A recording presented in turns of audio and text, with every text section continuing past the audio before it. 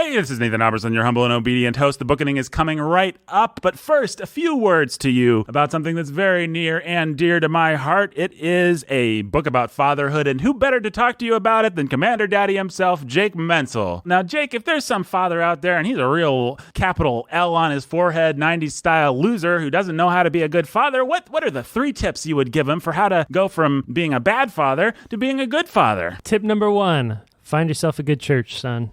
A church that will discipline you and love you. Step number 2, grow up, get over yourself, and be a man. Step number 3, read Daddy Tried by Tim Bailey. Ooh, I like that 3rd step.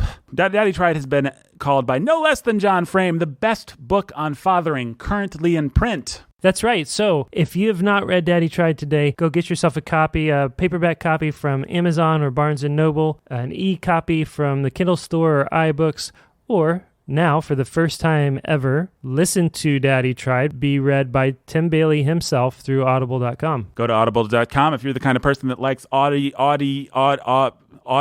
I guess that's the adjective. If you're the kind of person that likes Audible content, like from Audible or from other fine purveyors, you might like to listen to this book on audio. We would not resent it if you put off listening to a couple episodes of The Bookening so you could become a good father. Arguably, being a good father is better than listening to dorks talk about literature. No doubt. No doubt. So, step 1, good church. Step 2, be a man. Step 3, pick up Daddy Tried. Step 4, become a great father. Step 5, listen to The Bookening, which is coming up right now.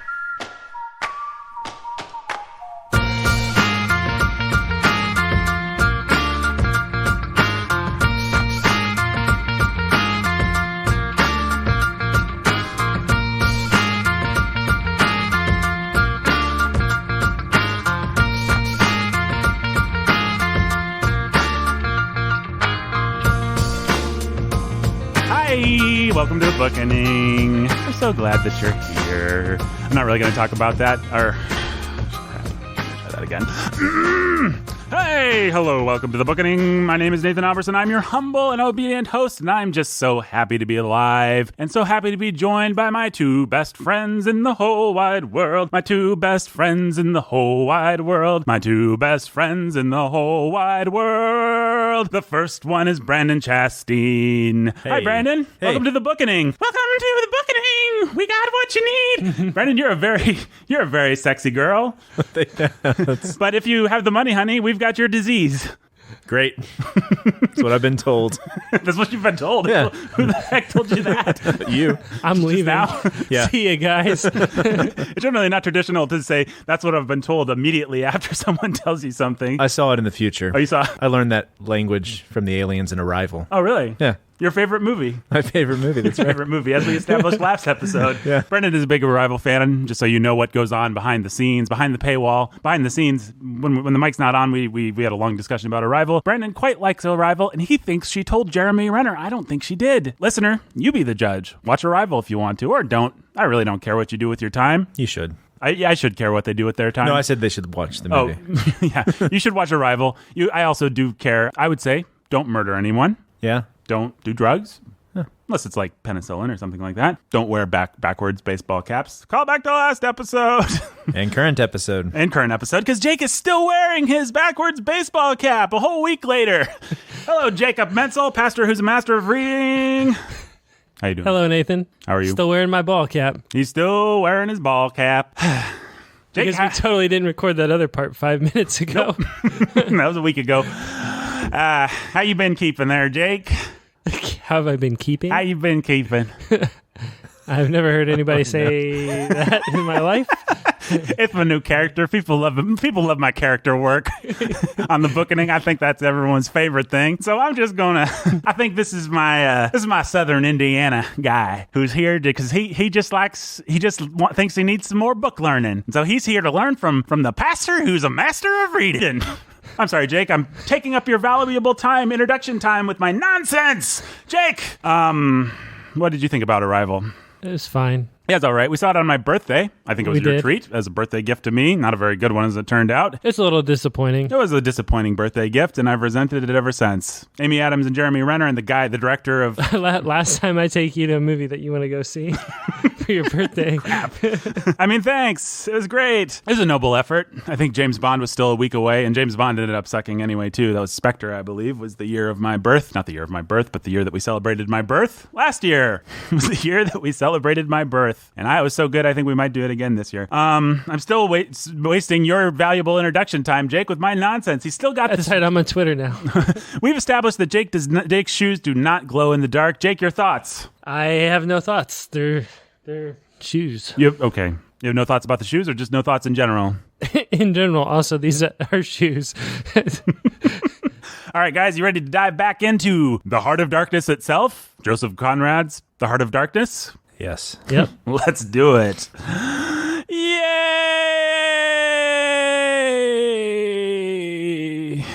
Or are we diving? Yeah, let's all make the diving yay sound together. 1, 2, 3. Yay!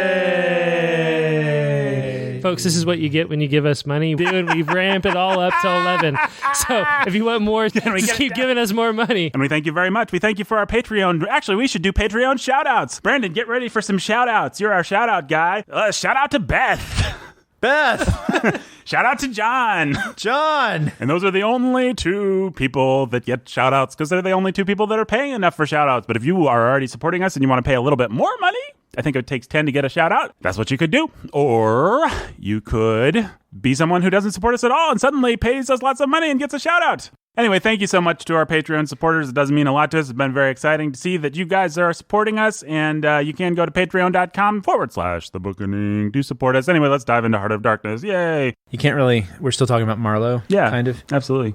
You can't not mention the ending when thinking about Marlowe and the fact that he didn't tell her the final words. Let her think what she wanted to. Yeah, I find that part quite moving. It moved me as if it was a noble thing that he did. Yeah, whether or not it's actually moral is a different question. Right. What you should do in that situation, I'm not sure, but I was moved by what he did and the anguish that he had about it. I don't know, it just reminded me of, did you guys ever see The Searchers with John Wayne? Yeah. Do you remember the final image of The Searchers is John Wayne? He's rescued the girl that's been taken by the savages or whatever. What are they supposed to be called now?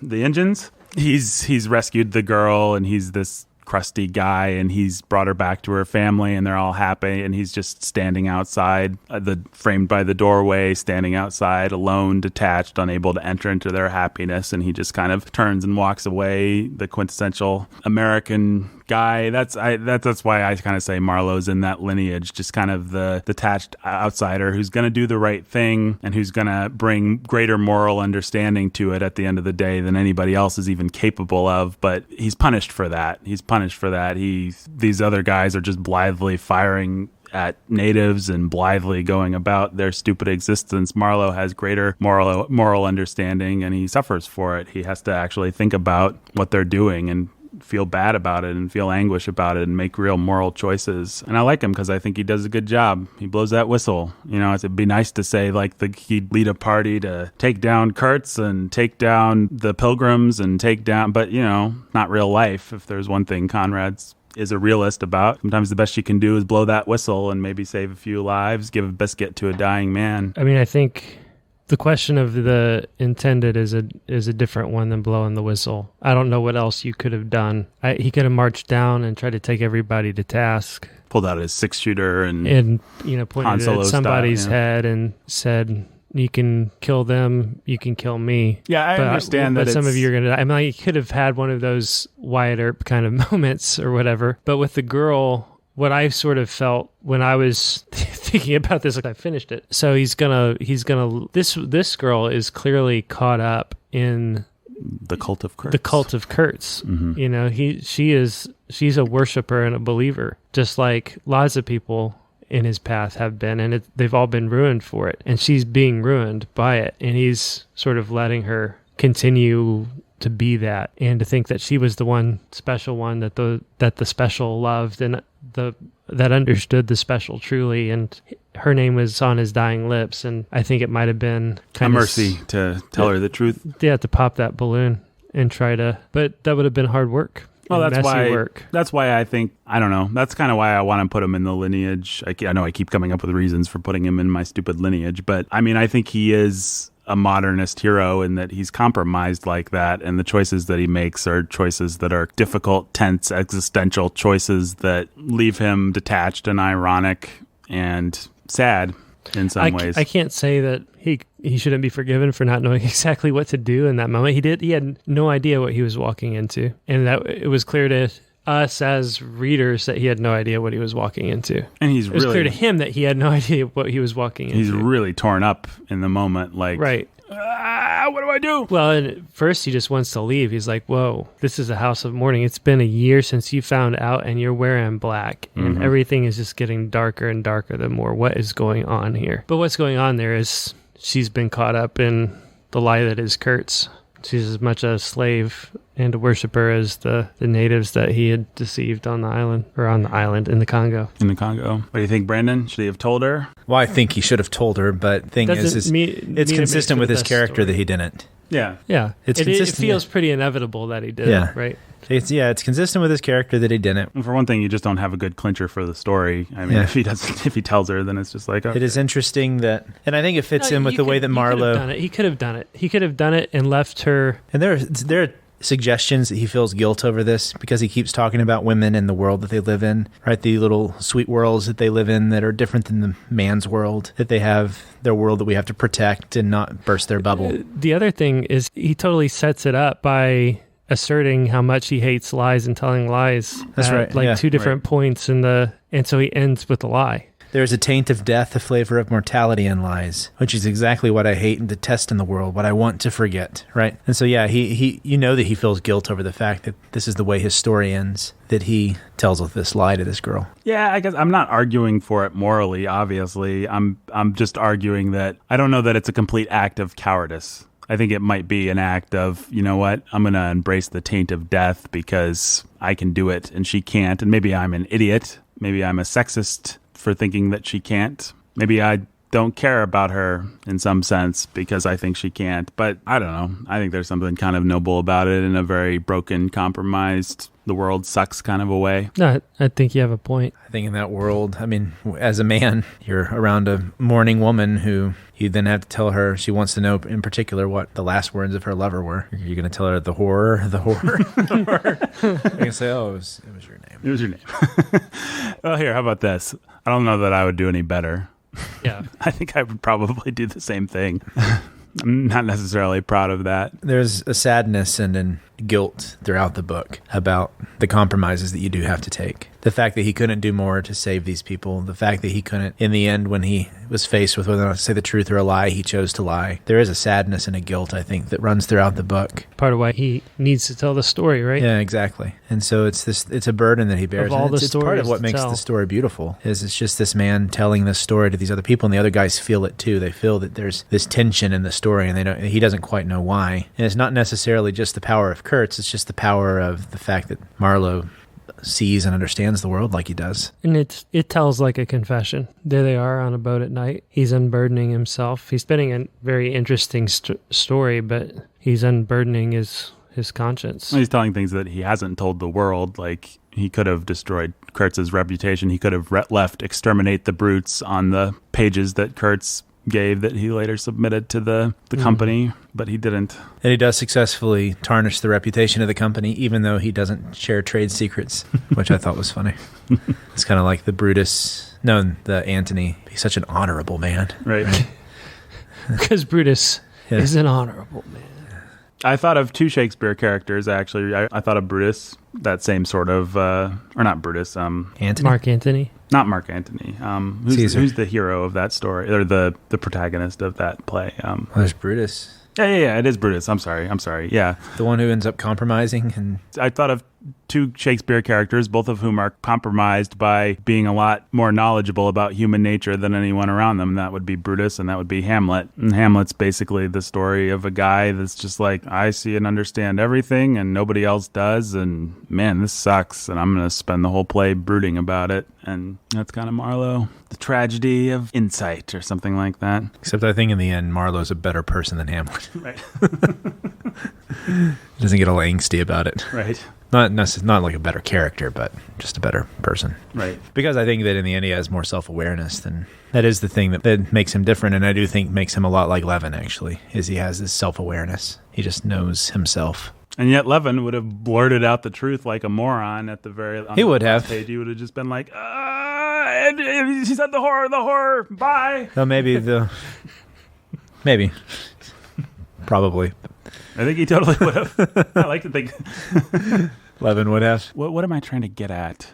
I think what you're getting at is that, I don't know. I guess I want to say that Marlowe is compromised and there's a certain beauty in him doing the best that he can, but that sounds lame. I don't know. I mean... The book, Conrad knows that we're all compromised. Right.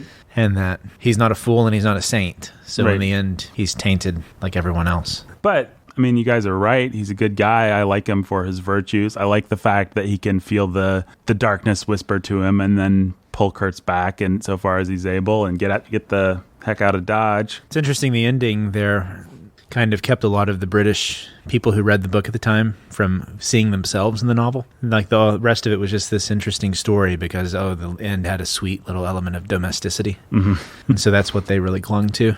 So they wouldn't have to look at themselves in the earlier parts as condoning this imperialism that was, like you said, I mean, it was awful. Yeah. What was going on. And they didn't want to see that, and they didn't want to face that. And so they clung on to this last sweet moment, which, I mean, it's like a little short story. It reminds me of, what is it, the White Elephants or whatever, Hills Like White Hills Elephants. okay with elephants, yeah. There's a lot going on in that little scene beyond just sweet domesticity. There's her foolishness, her unwillingness to look at it. Because she probably knows who Kurtz really was if she really wanted to think about it. If she wanted to think about it, yeah. She knows that he's a guy that made a bunch of promises and grand things and then went off and died in the jungle without her. She knows But that he's got Marlowe gives us a plausible reason for her to be hopeful about that, right?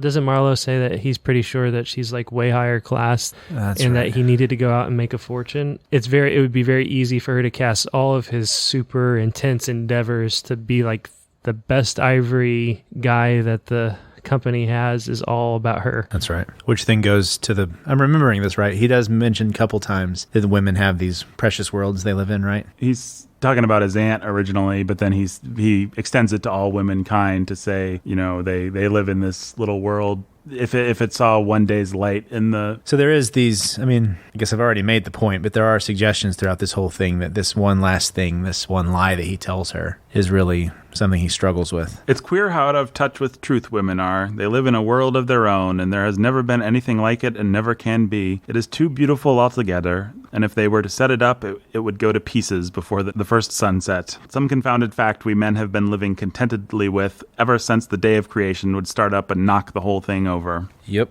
Given the fact that that's what he believes, perhaps stupidly, I don't know, he decides to not knock her story over with one fact. It's the heart of darkness. Yep. That's it. Are we done? No. If this, I don't want to say the worldview. We want to avoid that word, right? Yes. If the worldview of this book was Christian, then yeah, you would expect him to say that to her or for that point to come out clearer. It's not, but it does have an understanding of the fallenness of the world, even though he doesn't understand it through the right perspective. So yeah, we would wish that we're at a perfect world. He would have come to that conclusion, but he didn't. And Jake's right. So he found she's the living compromise in a stupid fantasy world. It might kill her. I mean, yeah, it really might. exactly. And were this a good pastoral response to her, he would have shaken her out of it. But then he would have had to walk with her because Yeah. the truth might as easily have killed her as the lie eventually will. Right. yeah, The really cool ending would be him saying, it was the horror, and then just walking away as she dissolves. Like, that would have been a good... That's what an American hero might actually do. It's not what John Wayne would do, but it might be what Clint Eastwood would do. That's what Clint Eastwood would do. it was the horror. Just Chinatown. Yeah, it's Chinatown, Jake. Well, that is basically the ending. I mean, I don't know. I think that's where, if ambiguity is in this novel, it's especially right in moments like this where, to some extent, what he did made sense, but then it also tortures him because he realized that he lied. And he has some moral backbone and he wishes he hadn't lied. And so the tension is there in the novel, and the novel asks us to read it this way. Right. He's lived with the stench of death.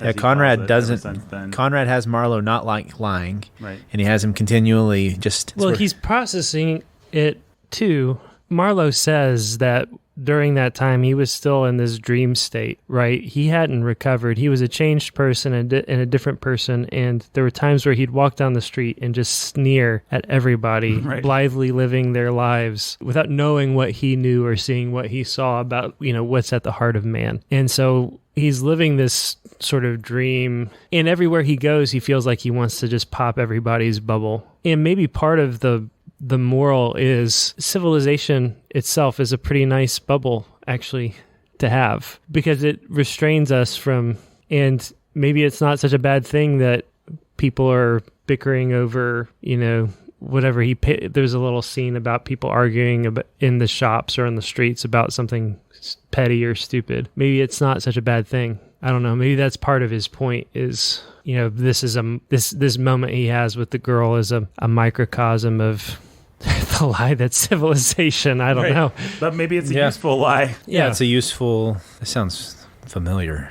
Like we've talked about it before. No, that there's something that's done this. But yeah, the civilization is a useful lie. That it's a... Well, one thing And that would be where think that would be where he's just wrong. yeah, I totally agree with you. Yeah. I But totally agree with you. You have this old hardened sailor, he's seen the world, he knows what it is, but that for the better of other people, he doesn't go and he's not a prophet of it. Well, and Yeah. also the one thing Marlowe can't do and never does at any point in the novel is he can't, I guess, in bearing his soul to his four friends on the boat, he's trying to make them understand, but you kind of get the sense that he doesn't even really know whether they're getting it or care whether they're getting it. He can never make anyone else understand. That's why I keep saying outsider. Like, he's always just like observing kind of at a distance. He's kind of standing outside of himself and watching the movie with these ridiculous people, his aunt, the manager, the little black boy that's running the fire, the cannibals. And there's a certain detachment, true or false. There's a certain detachment to his Marlowe's outlook on life while having real compassion and real virtue. You're asking us if there was a detachment? Yeah, like with his aunt, I got a little quote that I liked here. She talked about weaning those ignorant millions from their horrid ways, till upon my word she had made me quite uncomfortable. I ventured to hint that the company was run for profit, which I really like. And then I just wrote down some stuff that I thought was funny. I remember the old doctor saying, it would be interesting for science to watch the mental changes to individuals on the spot. I felt I was becoming scientifically interesting. So he's got these like funny little quips. Again, that's why I put him on the stupid lineage of American wisecracking heroes. Got this kind of a little bit of irony to the way he observes himself and observes everyone else. Mm-hmm. I buy that. Yeah. There you go. There's my answer. Yes. Yes. He's detached and not detached. That's kind of the modernist hero, isn't it? That's Yeah. Robert Jordan for sure. Yes. There is Robert Jordan. I don't know who else we've read. I mean, that's what's his face? Huck. Hemingway and Conrad would have made a devastating team, I think. Yeah.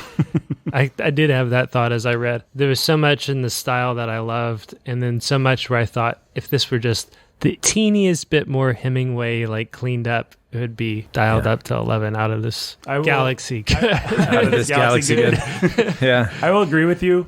I will also say more us deprecatingly that if our brains were dialed up to one more smartness level, that we could appreciate like Victorian verbiage and a little bit of more clutter in our writing, then we would like this as much as we like. I have no Hemingway. doubt that on a second read, I on a third include myself read. in that. Like, I like Hemingway better because he's simpler and cleaner, but I wonder if that's just because I happen to live in the 21st century when everything's supposed to be. I live in a post-Strunken White world. Yeah. Well, I think no doubt on a second and third read that this is just that it gets better. What? No, I agree. I said okay because I was shifting gears. Okay. Not because I was Depressed at your answer. No, I thought it was a good answer. It Okay. did sound a little sad. You shut me down. No, I did not mean to shut you down. No, I will open you up. I'm going to poke it with a stick one more time and then I'll let it go. Is there anything I've said that's stupid? Irony, detachment, did you not like that? Do you want to I just hadn't gone there in my mind yet.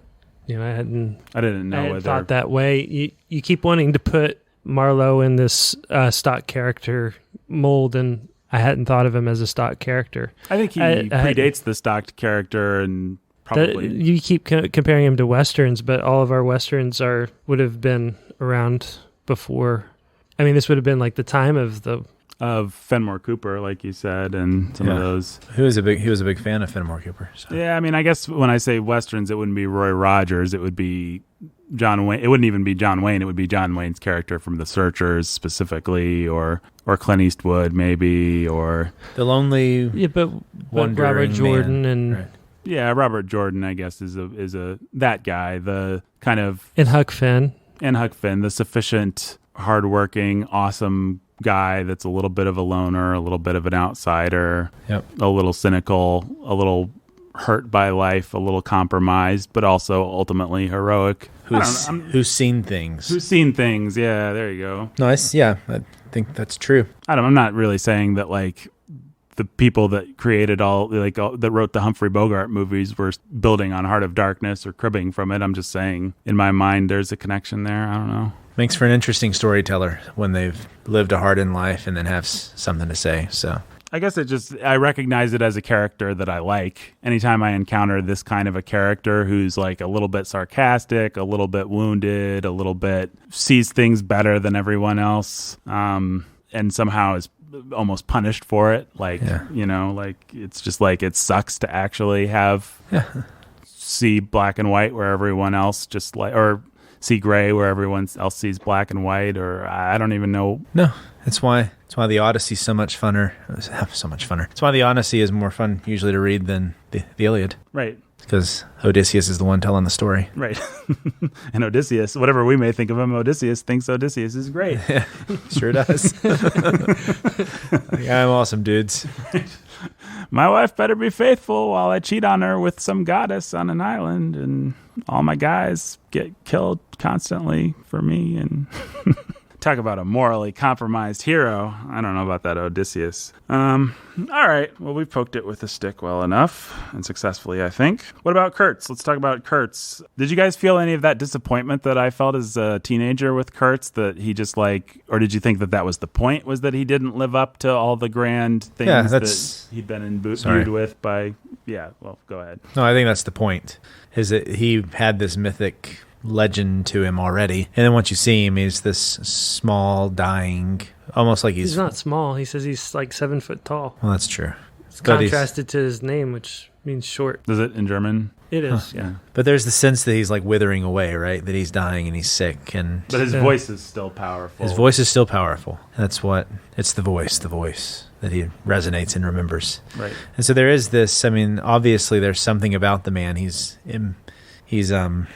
somehow imposing, managed to make himself a god to all these natives, but not just to them. Once he gets back to England, he should have been a politician. No, he should have been a musician. He was just this generally amazing person who everybody he came into contact with just thought that he was larger than life. Conrad, what he did was he gave Marlowe the opportunity to see him as just a man, and for all of the mythical things about him to be sort of, at twilight in the past, done away with. And so as real and as powerful as you imagine it to be. And so what ends up happening is Marlowe is standing outside of things, and, even as Kurtz dies or whatever. But a lot of isn't Kurtz still sort of like the impetus for all of his deep thoughts about humanity and mankind and the darkness at the hearts of all of us? Like, didn't Kurtz still work something pretty fantastic on Marlowe, and isn't that part of the point too? So it's not that he's...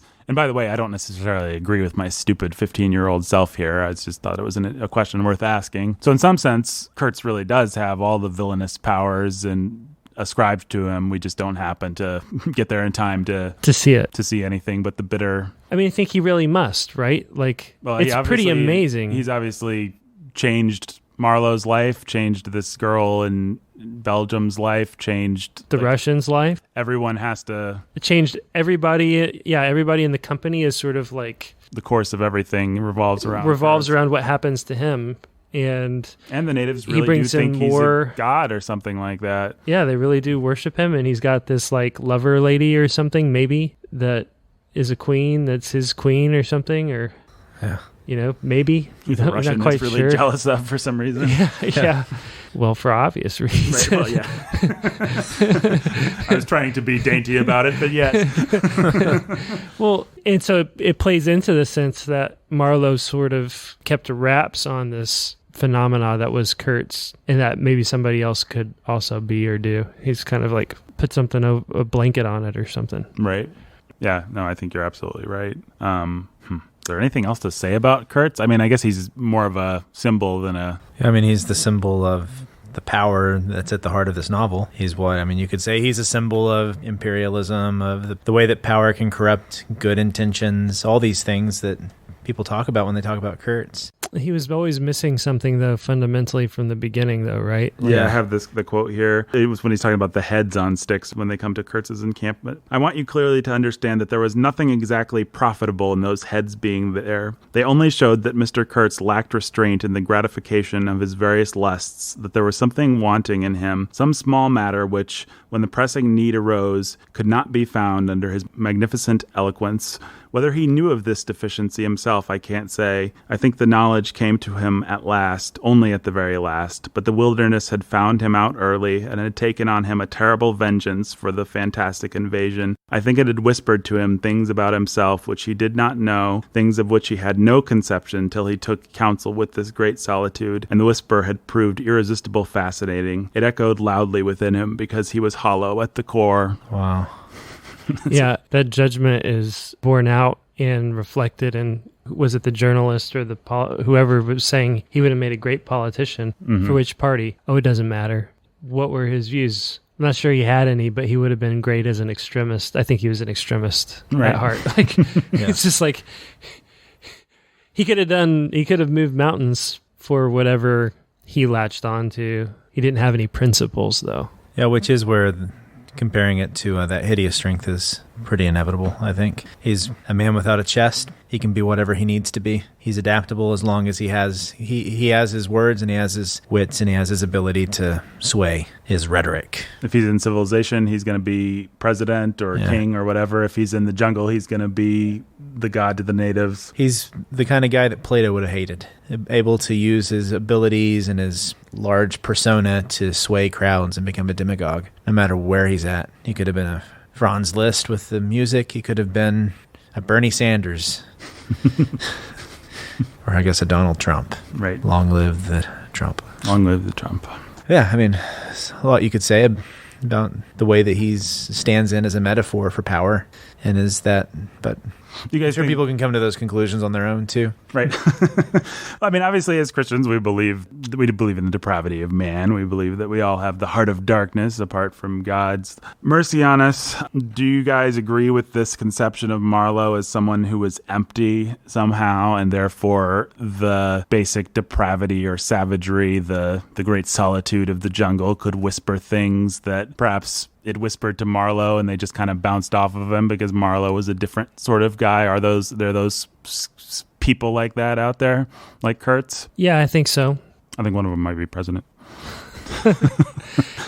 I think that there are people of great ability with absolutely zero principles, and politics is a great place to find those kinds of people. Whatever is the path of least resistance to use their gifts of eloquence and their powers of persuasion to gain power, they find it. And that's why you find politicians that flip-flop on... That's why politicians do flip-flop on issues and flip-flop parties, just as is convenient to them.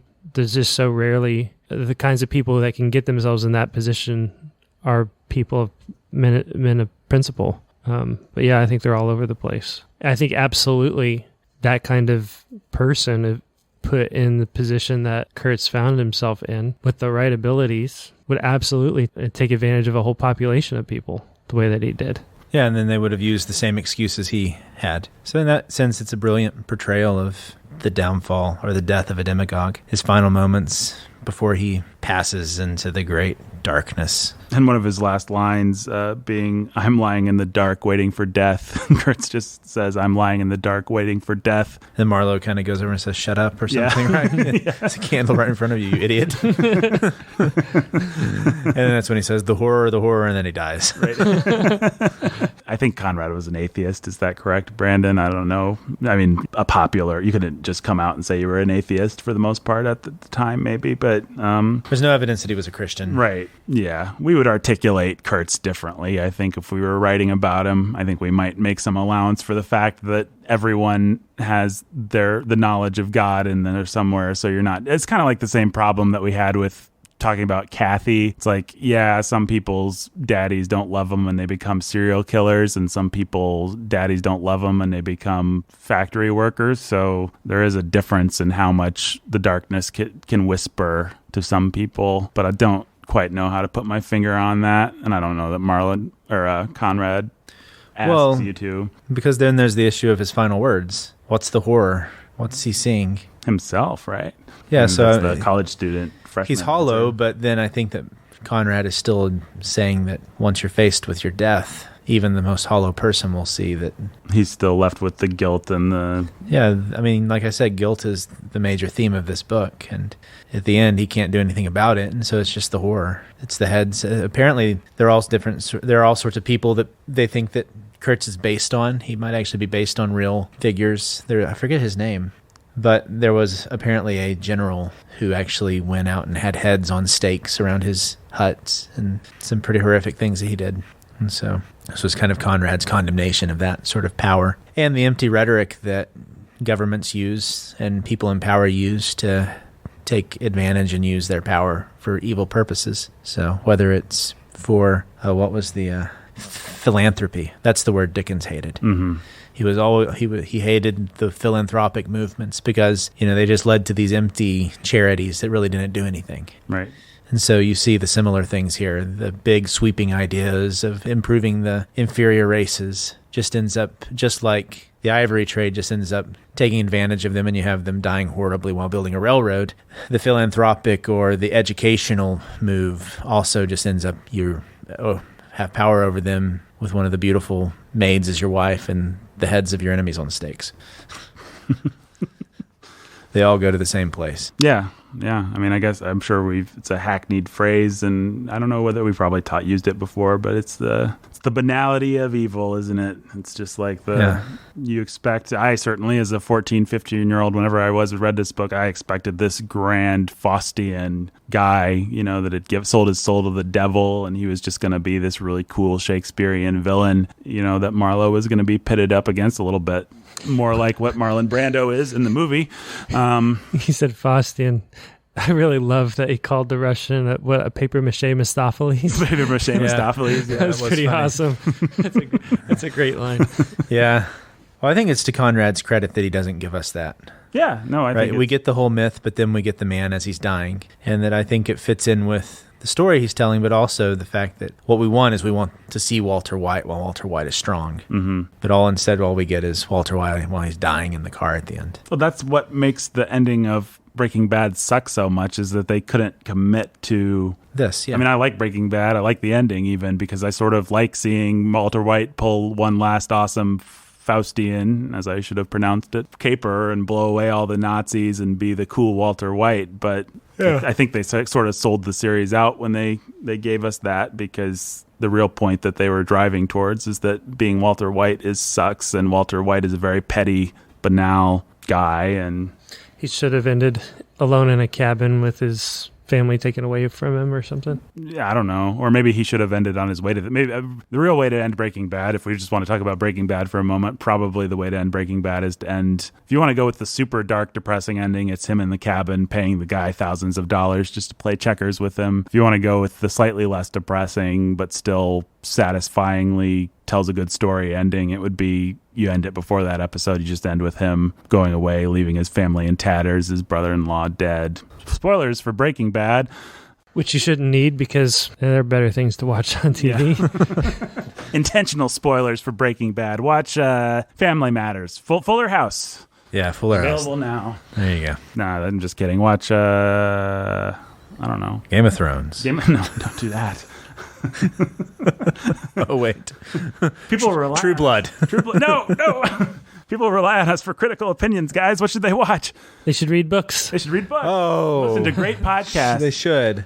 I don't know, but it sure was fun when Walter White blew away all those Nazis. So yay! Yeah, but that's just like he doesn't give you the itch of Marlowe pulling out the machine gun and blowing away all the bad guys and then going off and establishing some peaceful society with the natives, right? Right. You don't get that. You also don't get Kurtz winning and becoming the big, like getting he doesn't take his revenge he doesn't get back to the bonfire so that he can tell the natives to go and kill all the pilgrims and the corporate men either. He doesn't feed into your fantasies. Yeah, it's not one of these dumb, dark TV shows like the ones we were just talking about where it's just like evil wins and darkness wins and the world is dark, man. But it's also not like... Hashtag grittiness. Gritty reality. The Kurtzes are the ones that win. If you're a Marlowe, you'll lose. So it's not fakely gritty like The Walking Dead and all that stuff. And it's also not angsty, postmodern, real man either. It's just... this is probably how it would have actually played out. And here's what this says about Kurtz, and here's what it says about power. You know, into this sense, it does feel a lot like the realism of Tolstoy in the sense that the way things play out there just sort of seem inevitable. And the story tells you the meaning that you should get out of it. Yeah. And I think the only moment and maybe this is why I had to poke it with a stick so much, the thing with the lady at the end is the one thing that feels like this is a choice that the writer's making now. And why is he making that choice? And is it a good choice? Everything else, I think, up to that point feels... Well, the only reason I think it's a fine choice is because I think that that's the thing that still tortures Marlowe. Yeah, I think that's true. It's like it's his mistake he made. Right. And that's certainly why he bears the guilt of the whole thing. Yeah. I guess there's one more question I have to ask. Is the novel racist? Terribly racist. You shouldn't read it. Okay. Every character's named Cotton. Is this novel as racist as Boys of Blur? I shouldn't have taken us that direction. Let's back up. Well, Chumbawamba is not a big fan of this novel. No, Chumbawamba wasn't. He's famously said that Conrad was a bloody racist. And he admitted that the novel was anti-imperialist, showing how... But he said it's anti-imperialist because it shows how white men degenerate and start acting exactly like the brutes that they've... You know what? Civilizing. I think all these claims of racism, they might have gotten Conrad down, but I think he'll get up again. I don't think you're ever going to keep him down. Wow. Wow. Thank you. Nicely done. Is it racist? Hey, it's a question, people. The people want to know, Jake. Here's the question. My answer would be, was the British Empire racist? Yes. And were most people, including people who were fairly good people, going to be racist? Yes. Yeah. And so therefore, was Marlowe racist? Yeah. But Marlowe, to me, seems about as unracist as a person at the time could be. And that's the answer, and that's a fine answer. He's a man of the world. He has the whole some point is he's appreciation. asking the question. He's got, maybe he's starting out with very racist presuppositions, but he's sitting there and he's thinking out loud as he's telling this story. These are men. Yes. Right? These are men. What separates this man from me? And he's trying to get at, he sees the humanity in the people of Africa, and he's trying to wrap his head around what's the difference between me and this man, and why are we treating them this way, and why do we feel like we have the right to sit on the end of the boat and just pick them off for sport? What's going on here? And he's processing it through the lens of Kurtz being completely degenerate. And who's the bigger savage? Who's the bigger monster? Clearly, Kurtz is the monster, right? Who goes in the monster squad here? Right. It's Kurtz. And Marlowe is telling us that the monster and the villain of this whole story is Kurtz. And it's us. These are people, and we're taking all of the tools. If he were a Christian, he would say, we're taking all of the tools that God has given us in the West, all of the heritage of Christendom, and we're using it to oppress men and women made in the image of God. How dare we? There will be hell to pay for this. And then That's going what he back would to say. civilization, and we have the gall to put this veneer over it. And pretend that we're being noble, philanthropic. Right. I would say the candidate for the Monster Squad is the British Empire.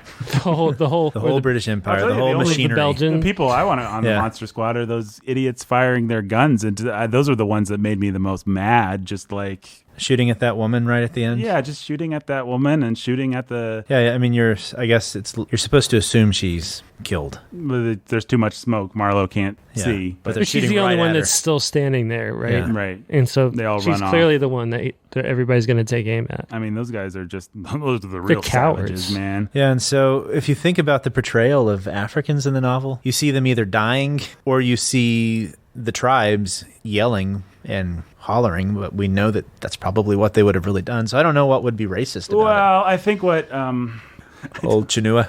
Chinua... What makes it racist? What Achebe would say is that he's painting them all as savages, and it's paternalistic. It's paternalistic and it's So condescending. he's paternalistic with the people that he interacts with, like the guy on the... Like at one point he compares him to a puppy or a dog or something like that. Like he felt like the loyalty... Like, right?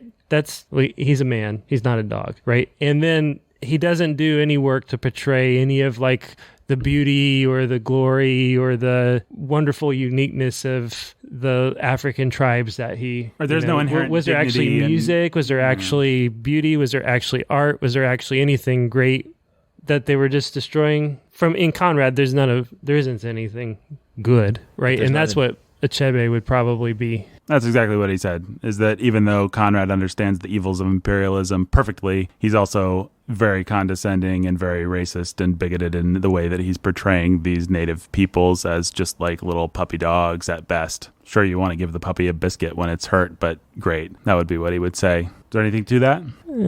I mean, insofar as that was the view of the British Empire at the time, sure. I'm not sure that condemns the novel, though.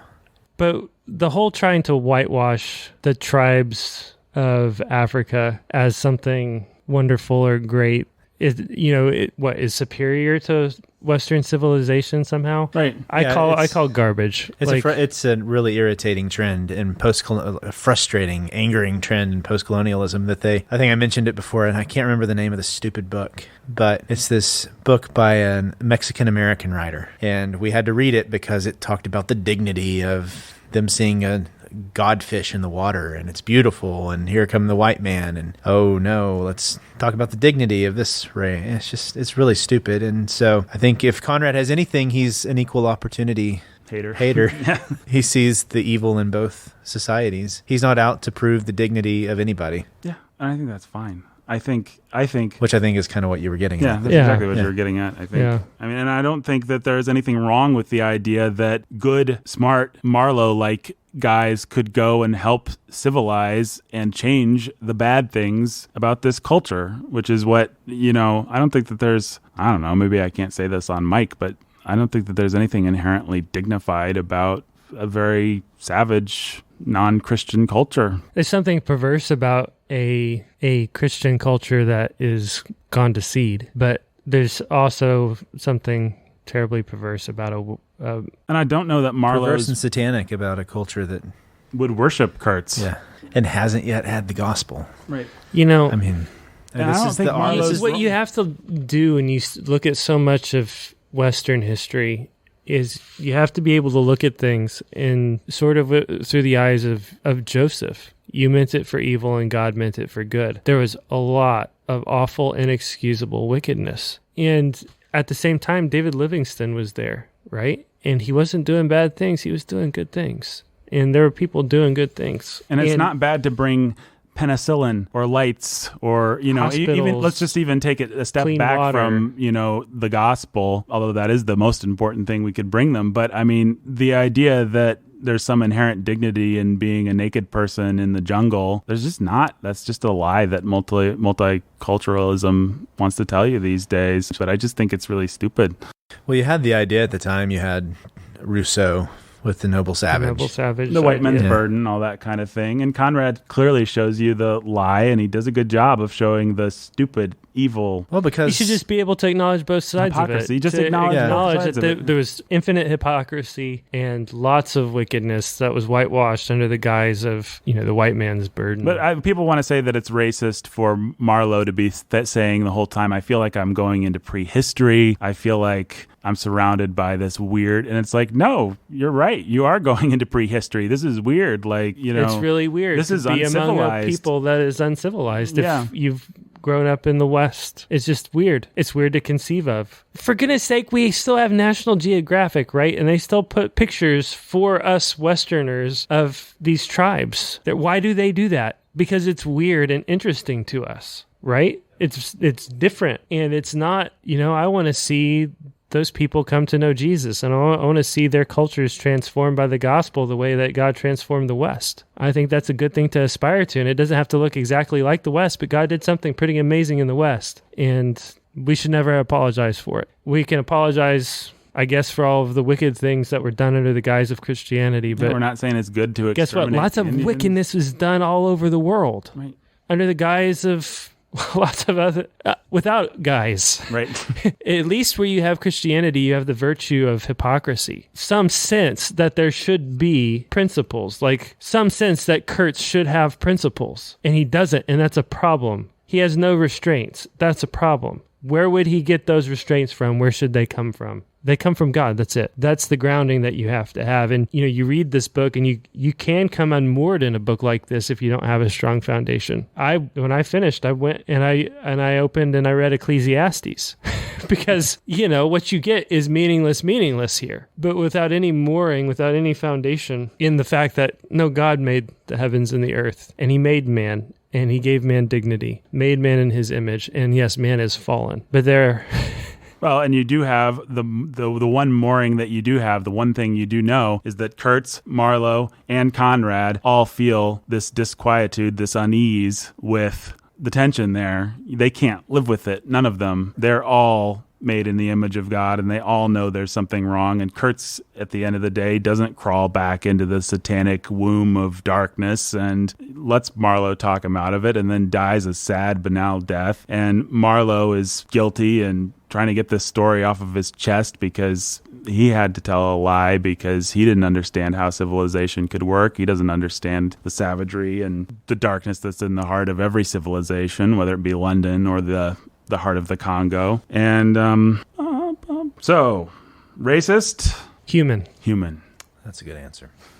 Human. No, if he's a man in his time, and we all are. Yeah, and I just thought there was some kind of charming moments of Marlowe. Marlowe seems like a really cosmopolitan in the best sense. It's just a man of the world who kind of knows and respects and is cynical in equal parts about everybody. There's the part where the cannibal, they hear the people and he says, what would you do if we got one of them? And the cannibal just kind of smiles and says, eat them. And Marlowe understands the joke. Well, he said the whole point, I think I mentioned it, the whole point of his art is to at least make you see. Mm-hmm. And so I think the word human is very fitting for Conrad, because at the end, he just wanted you to see the world as it is. And so how was he going to see the world? He was going to see it as someone from the British Empire who had actually been to Africa and had seen the evils that were there, and who had perception and who had sympathy and who had real discernment and concern for other people would have seen the world. And that's how he wrote the book. He's trying to pop the bubble that Marlowe couldn't bear to pop for the girl or for anybody, but I guess the three people on the boat, or the three people still awake on the boat.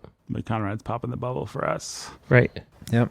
And showing us the value of story while doing it, right? And the value of some fantastic writing. So does the Heart of Darkness get the coveted Bookening seal of approval? Oh, unreservedly, yes. Unreserved? Without question. What's that? Without question. Without question. Well, I guess that just means we should play the music and do the credits, right, guys? That's right.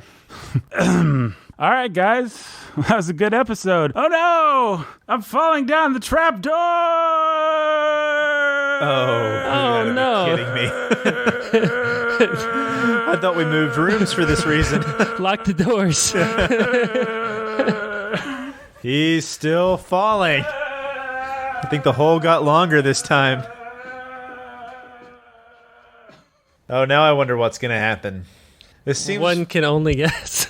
I'm getting a sense of deja vu. Oh. Hey, guys. Look. How's it going? Look. It's me, Nathan. That sure was a long drop down the whole trap door that I fell down. Okay. Do you guys want to talk more about... what are you guys talking about today? What's going on here? We're talking about Conrad. It's me, your friend, Nathan Alberson. You guys don't recognize me? No. No. What happened? What happened is I fell down a trap door. What happened to your voice? It sounds exactly like me, Nathan Alberson, the person that I am. Right, guys? Oh yeah, I kind of see it in your hand gestures. That's right. I am exactly like Nathan, except for I'm not. Oh. It's actually me, the mysterious phantom here. I had an idea. You fell for my charade, you fools. Charade. Huh? It's you again, huh? You idiots. It's not me, it's Nathan. It's not Nathan at all. It's the mysterious phantom. You fell for my perfect play acting. You did a great job, yeah. Man, yeah. you're so amazing. You certainly have egg on your face now. I really should clean up more better after breakfast. I'm sorry. What do you mean? You said I have egg on my face. Bradley, I don't like that at all. I'm going to talk to the Reverend Menzel now. Menzel, I fooled you. Yeah. And now I am back. It's me, the mysterious phantom, fan favorite. Of at least one 9-year-old.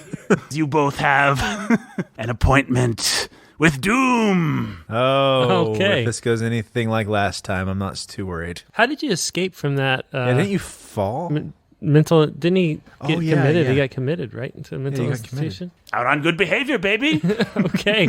Model patient. I'm working a job. I've cleaned up my life. Got a nice job at Walmart. All right. Cashier. Walmart, huh? Very evil organization. Fits my MO rather well, I think. Yeah? Anyway, I'm here to take horrible revenge on you. Oh, no. Oh.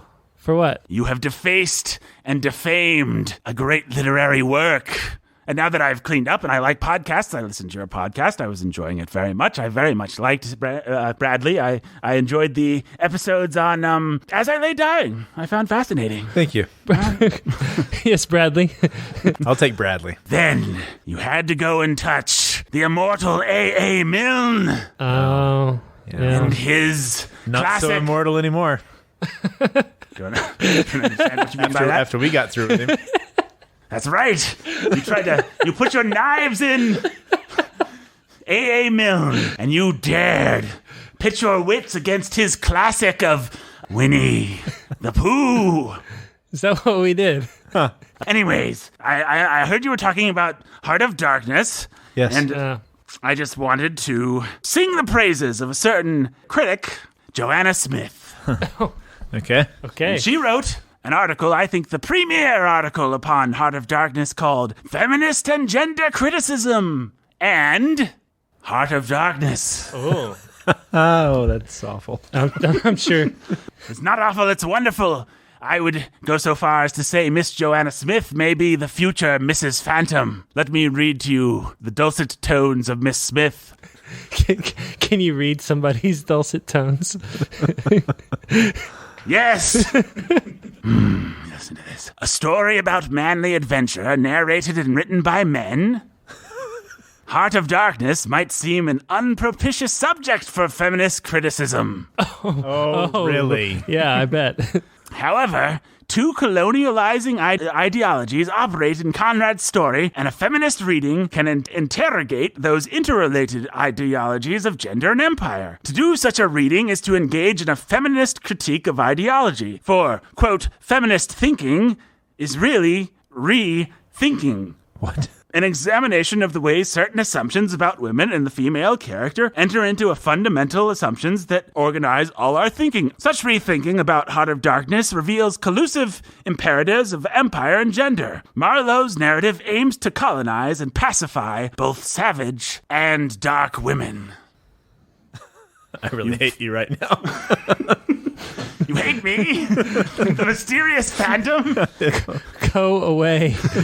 I thought maybe you had been stricken dumb by the brilliance of Joanna M. Smith's prose. Oh, you mean where she told us that looking at a story about men is maybe not the obvious place for women to think about the lack of women, but actually it's the perfectly fine place to think about. It's just stupid.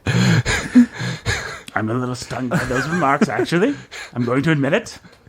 I find that to be hurtful and... Well, that was a perfect example of how a lot of academic writing is just them finding a overly obtuse way to describe the obvious that is perfectly boring and unnecessary to talk about in the first place. You are accusing Joanna M. Smith, my beloved Joanna, of obviousness and stupidity? Well, she certainly doesn't think she's obvious and stupid, but... What she's saying is that that's right. She doesn't. Neither does any. But we can rethink her writing to realize that she's obvious and stupid. You can't rethink other people's writing. Well, she's trying to rethink Conrad's writing. That's not what she's doing at all. It's what she said she was doing. What she was saying was that a story primarily about men might not seem like the place to look for feminist or female ideologies. And yet, for Joanna M. Smith, it is!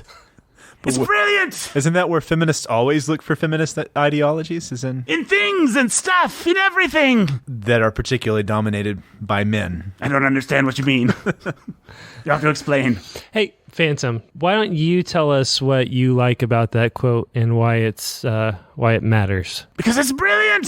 What makes it brilliant? Exactly. Just listen to it. No, we already listened to it. Just listen to it again. I want to listen to it again, please. A story about manly adventure narrated and written by men. Heart of Darkness might seem an unsuspicious subject for feminist criticism. As my epigraph suggests, however, there's an epigraph, I didn't read that to you. Two colonizing ideologies operate in Conrad's story, and a feminist reading can interrogate interrelated ideologies of gender and empire.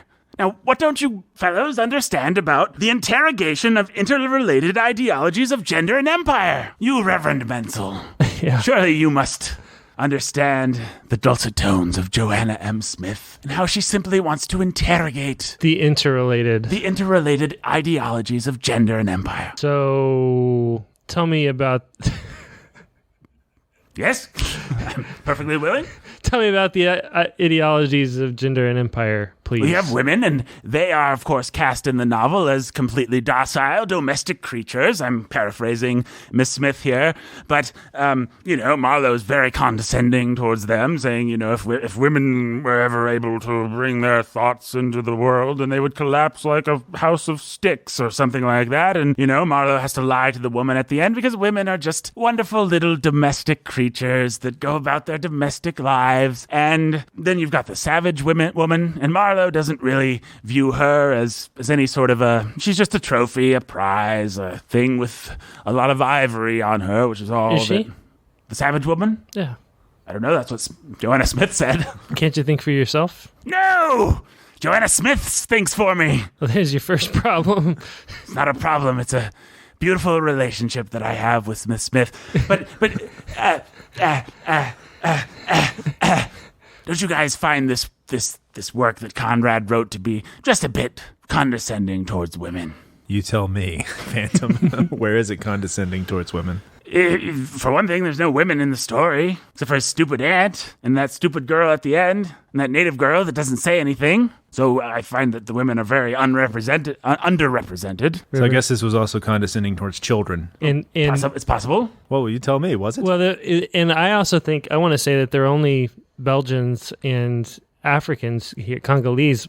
I think it's pretty condescending towards the British Empire. Definitely the Americans. And the Americans aren't anywhere at all. There's nobody I see from Asia. Condescending towards Asians. Man, this is yeah, you're right. It's racist. It's completely racist. I feel like you guys are mocking my point of view. Well, you're really approaching this from a very binary perspective here because you're only talking about men and women when it comes to gender. But where are the transsexuals and where's everybody else on the spectrum? Oh yeah, exactly. Why aren't you concerned about them? And how do you know that they're not there? Who? The lady who wrote this article. Joanna M. Smith. Yeah, she's pretty insensitive, isn't she? Yeah. She only cares about the plight of women. I'm sure it's pretty sexist, actually. Joanna M. Smith, I'm sure, understands, as we all do, the spectrum of gender. She doesn't outline it, and she seems to hold Conrad to that standard, so let's hold her to it too, right? You're going to hold her to a standard? Doesn't she want to hold Conrad to a standard? You're saying it works both ways? Yeah. Whatever standard, whatever. Sexist pigs! Both of you! If she doesn't want the principle turned on her, then she's just hollow. That's what a sexist pig would say. Now, what would a reasonable person say?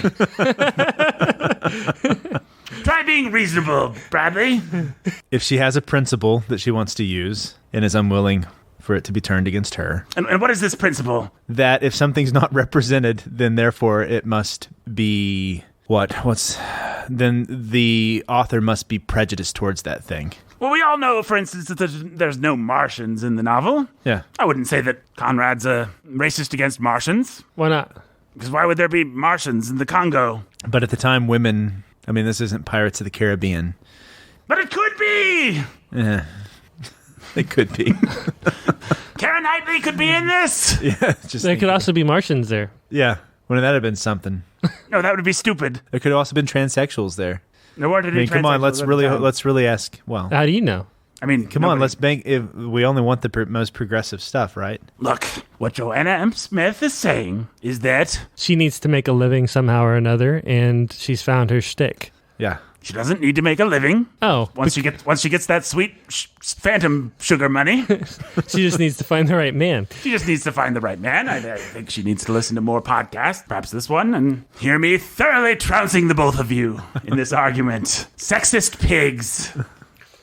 Let me just read one more quote from Miss Smith here. Oh, here we go. Feminists stress that while all women are female, they are something else as well, such as African American, lesbian, or Muslim Pakistani. Yeah. Let's categorize people. Those are really symmetrical categories, too. Some are serial killers. Very much doubt that. Some are liars. Very much doubt that as well. What's your point? Why that quote? I don't understand. Phantom. It just jumped out at me! Brilliant, yeah. Well, I mean, as we all know, females are females.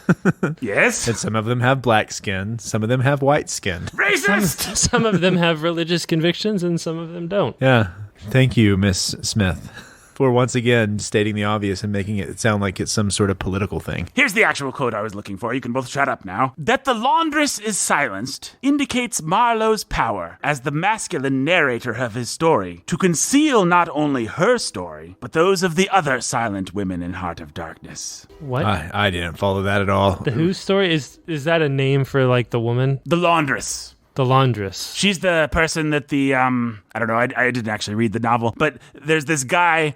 Oh, yeah. He's taught her to do the laundry. That's He's why taught her his to, and she's shirt is so silenced. We don't stark. actually hear her point of view. We don't actually really even hear Marlowe's guess point what? of view. Or the woman. We only see Marlowe's perspective on Guess it. what? And that's rather limiting, isn't it?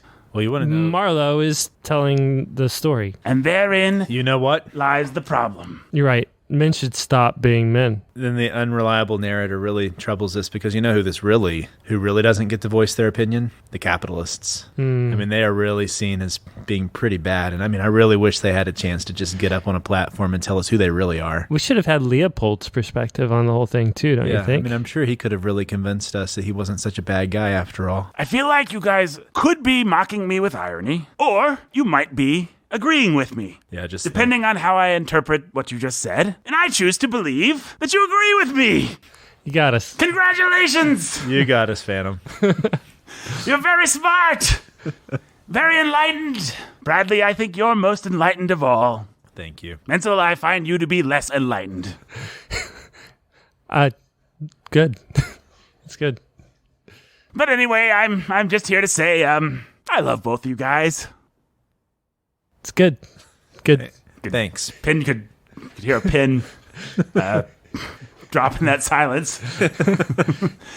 I'm just hoping that we can be friends.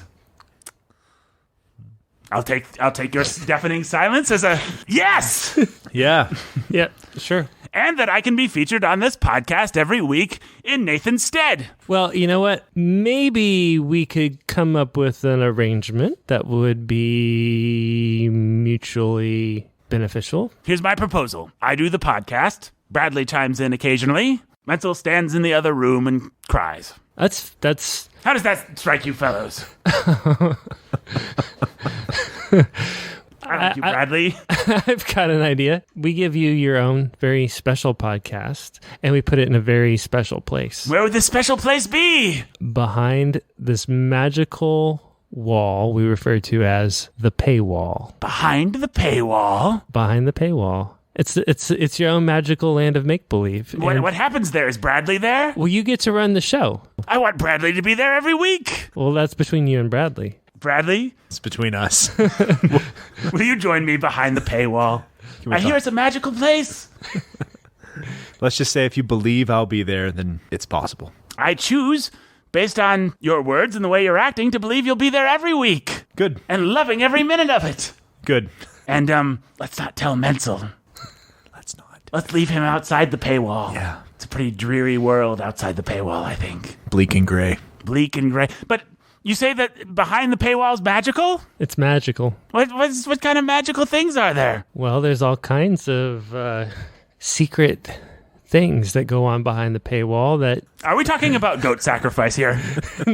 No, we're just talking... Do you like goat sacrifice? When someone says secret things, my mind always immediately jumps to goat sacrifice. Well, You're a very strange person.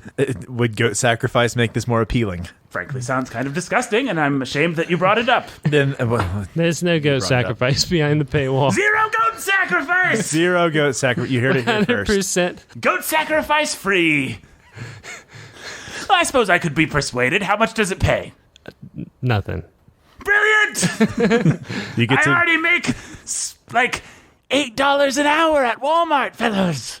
So I will do my own show behind the paywall. This sounds wonderful. And I bet there will be unicorns. Now, if listeners that are listening to this right now wanted to join me behind the paywall, how would they do that, Menzel? They'd go to patreon.com/the Bookening and pledge it to give at least $4 a month to support this podcast right here that's on the other side of the paywall. And also, more importantly, to support my podcast. Right. It's really all about your podcast behind the paywall. It's the only way they get access to it. That sounds like a pretty good deal. It's like a golden ticket. I'll start doing episodes right now. Great. Hello and welcome to the Phantoms Behind the Paywall show. I'm joined here by Bradley. Hello, Bradley. Hey, Phantom. Welcome behind the paywall. It's great to be here. What do you want to talk about today, Bradley? Should I go in another room and cry? You can cry right there. It's okay. Okay. Just start crying. So, Bradley, Hey. how do you feel about the tears of your enemies? Oh, they're bittersweet. Oh, so you actually drink that's kind of weird. So how do you drink the tears of your Enemies? enemies? Yes. I usually ask them to cry over a chalice that I have always with me. And they're your enemies, and yet they're willing to do this? Yeah, I mean, How do you make them cry? Do you tell them a sad story or something? the sad story of my upbringing. Oh, what happened to you in your upbringing, Bradley? I'm so sorry. It's a long story. We have all the time in the world here behind the paywall. Boy. Hello? Yes? Beatrice? Cancel my next 6 hours worth of appointments. Oh. I'm listening to a story. I thought Beatrice was your dead wife. It's also the name of my secretary. It's possible I'm confused. Anyway, go on with your story, Bradley. The next 6 hours are free. Oh, boy. Just you and me. Just me and you, huh? And Menzel crying in the corner. He just looks devastated over there. My dad was a political activist. Your dad was a political activist. Yeah, and we were sent into exile, and my mom got tuberculosis, and she died. And then a few years later, my dad got tuberculosis, and he died. Wow, Yeah. that must have been very hard on you. I was sent to a canning factory as a young child. A canning factory. Yeah. And what happened next? I learned how to fight, worked my way up to almost defeating the heavyweight champion, but was knocked out. I ate a lot of raw eggs. No wonder you had egg on your face. Yeah, I know. Still there. It's hard to get that off. It Yeah. stains deeply.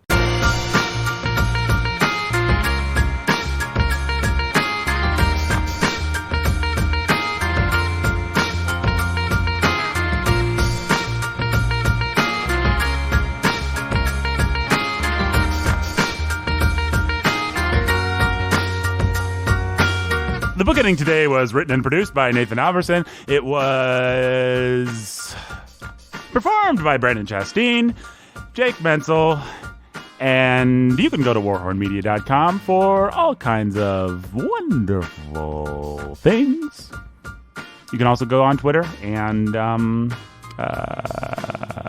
Instagram and Facebook for all kinds of other wonderful things. And you can go to patreon.com/thebookening to support this podcast.